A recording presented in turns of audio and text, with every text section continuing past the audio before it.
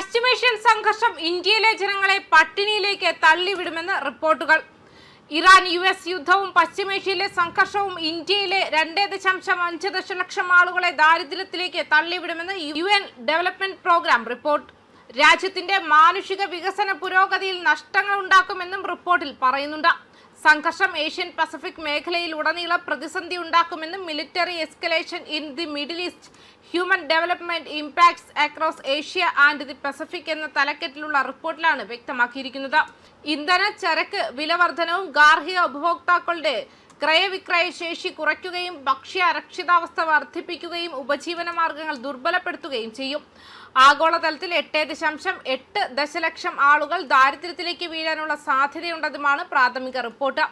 പശ്ചിമേഷ്യയിലെ സൈനിക നീക്കം ഏഷ്യ പസഫിക് മേഖലയ്ക്ക് $299 ബില്യൺ വരെ നഷ്ടമുണ്ടാക്കുമെന്നും കണക്കാക്കുന്നു. ഇന്ത്യയിൽ ദാരിദ്ര്യം ഏകദേശം 4 ലക്ഷത്തിൽ നിന്നും 2.5 ദശലക്ഷമായി ഉയരുമെന്നാണ് റിപ്പോർട്ട് പറയുന്നത്.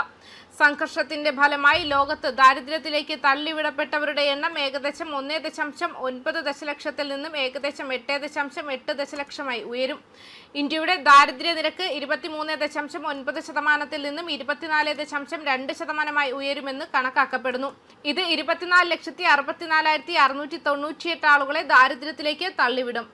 പ്രതിസന്ധിക്ക് മുൻപ് അതിൽ കൂടുതൽ പേർ ദാരിദ്ര്യത്തിൽ കഴിയുന്നുണ്ടായിരുന്നെങ്കിൽ പ്രതിസന്ധിക്ക് ശേഷം അതിൽ കൂടുതൽ പേർ ദാരിദ്ര്യത്തിൽ കഴിയേണ്ടി വരുമെന്ന് കണക്കാക്കപ്പെടുന്നു. ഇന്ത്യ തങ്ങളുടെ എണ്ണ ആവശ്യങ്ങളിൽ 90%-ലധികവും ഇറക്കുമതിയിലൂടെയാണ് നിറവേറ്റുന്നതെന്നും റിപ്പോർട്ട് ചൂണ്ടിക്കാട്ടുന്നു. ക്രൂഡ് ഓയിൽ ഇറക്കുമതിയുടെ 40%-ലധികവും LPG ഇറക്കുമതിയുടെ 90%-ലധികവും പശ്ചിമേഷ്യയിൽ നിന്നാണ്. കൂടാതെ പശ്ചിമേഷ്യൻ രാജ്യങ്ങൾ ഇന്ത്യയുടെ വളം ഇറക്കുമതിയുടെ 45% വിതരണം ചെയ്യുന്നു. രാജ്യത്തിന്റെ ആഭ്യന്തര യൂറിയ ഉൽപാദനത്തിന്റെ 80% ഇറക്കുമതി ചെയ്യുന്ന പ്രകൃതിവാതകത്തെ ആശ്രയിച്ചിരിക്കുന്നു. ഇത് ഇന്ത്യൻ കാർഷിക മേഖലയെയും പ്രതിസന്ധിയിലാക്കും. ജൂണിൽ ആരംഭിക്കുന്ന മൺസൂൺ വിളവെടുപ്പിനെ ഇത് ബാധിക്കാനിടയുണ്ടെന്നും ഗൾഫിലേക്കുള്ള സർവീസ് വിമാന കമ്പനികൾ റദ്ദാക്കിയതിൽ ഇന്ത്യയിൽ നിന്നുള്ള കയറ്റുമതിയെയും പ്രതികൂലമായി ബാധിച്ചിട്ടുണ്ട്. അതേസമയം ചൈനയിൽ ദാരിദ്ര്യത്തിലേക്ക് വീഴാൻ സാധ്യതയുള്ള ആളുകളുടെ എണ്ണത്തിൽ കൂടുതൽ മിതമായ വർധനവ് അനുഭവപ്പെടുമെന്നും കണക്കാക്കപ്പെടുന്നു. ഏകദേശം 1,15,000-ൽ നിന്നും 6,20,000-ൽ കൂടുതലായി വലിയ ജനസംഖ്യ അടിസ്ഥാനത്തിൽ പ്രയോഗിക്കുന്ന ചെറിയ ആനുപാതിക മാറ്റങ്ങൾ ഇത് പ്രതിഫലിപ്പിക്കുന്നു. സൈനിക സംഘർഷം ദാരിദ്ര്യ ആഘാതം എടുത്തു കാണിച്ചുകൊണ്ട് ഇന്ത്യയിലെ ദാരിദ്ര്യ നിരക്ക് പ്രതിസന്ധിക്ക് ശേഷം 23.9%-ൽ നിന്നും 24.2%-ആയി ഉയരുമെന്നും ഇത് 24,64,698 പേരെ ദാരിദ്ര്യത്തിലേക്ക് തള്ളിവിടുമെന്നും റിപ്പോർട്ട് പറയുന്നുണ്ട്. മേഖലയിലെ രാജ്യങ്ങളിലെ മാനവ വികസന സൂചികയിൽ സംഘർഷത്തിന്റെ സ്വാധീനം UNDP സിമുലേഷൻ കണക്കാക്കുന്നു. ഇറാന്റെ HDI ഏകദേശം 1.5 വർഷത്തെ മനുഷ്യ വികസന പുരോഗതിക്ക് തുല്യമായ അളവിൽ കുറയുമെന്ന് ഇത് സൂചിപ്പിക്കുന്നുണ്ട്. സംഘർഷത്തിന്റെ ആഘാതം നിരവധി രാജ്യങ്ങളിലെ ഊർജ്ജ തിരഞ്ഞെടുപ്പുകളെയും സ്വാധീനിക്കുന്നു. LNG വില വർദ്ധിച്ചതോടെ ഇന്ത്യ, തായ്ലൻഡ്, ഫിലിപ്പീൻസ്, വിയറ്റ്നാം എന്നിവയുൾപ്പെടെ ചില സമ്പദ് വ്യവസ്ഥകൾ കൽക്കരി ഉപയോഗിച്ചുള്ള വൈദ്യുതിയെ ആശ്രയിക്കുന്നത് വർദ്ധിച്ചിട്ടുണ്ട്.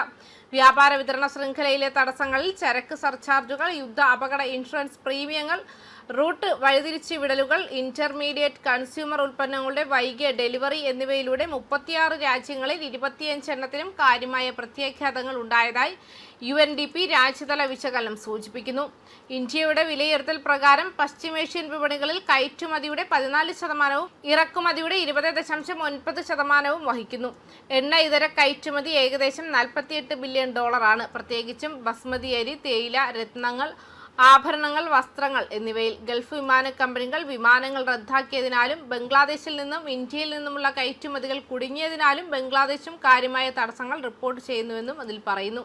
ഇന്ത്യ, പാകിസ്ഥാൻ, ബംഗ്ലാദേശ്, നേപ്പാൾ, ഫിലിപ്പീൻസ് എന്നിവയുൾപ്പെടെ നിരവധി രാജ്യങ്ങൾക്ക് ഗൾഫ് സാമ്പത്തിക പ്രവർത്തനങ്ങൾ കുറയുന്നത് കുടുംബ വരുമാനത്തെയും വാങ്ങൽ ശേഷിയെയും ദുർബലപ്പെടുത്തുന്നതിനാൽ പണമയക്കൽ നഷ്ടം മൂലം ഭക്ഷ്യസുരക്ഷാ സമ്മർദ്ദങ്ങൾ വർദ്ധിക്കാൻ സാധ്യതയുണ്ടെന്നും ഭക്ഷ്യസുരക്ഷയിൽ സൈനിക വർധനവിന്റെ ആഘാതം എടുത്തു കാണിച്ചുകൊണ്ട് റിപ്പോർട്ട് പറഞ്ഞു. ഇന്ത്യയിൽ ഹോർമുസ് കടലിടുക്കിന് ചുറ്റുമുള്ള തടസ്സങ്ങൾ കാരണം മെഡിക്കൽ ഉപകരണങ്ങളുടെ അസംസ്കൃത വസ്തുക്കളുടെ വില ഏകദേശം 50% വർദ്ധിക്കുമെന്നും പ്രതീക്ഷിക്കുന്നു. അതേസമയം മരുന്നുകളുടെ മൊത്തവില ഇതിനകം 10 മുതൽ 15% വരെ വർദ്ധിച്ചിട്ടുണ്ട്. ന്യൂസ് ഡെസ്ക് കർമ്മ ന്യൂസ്.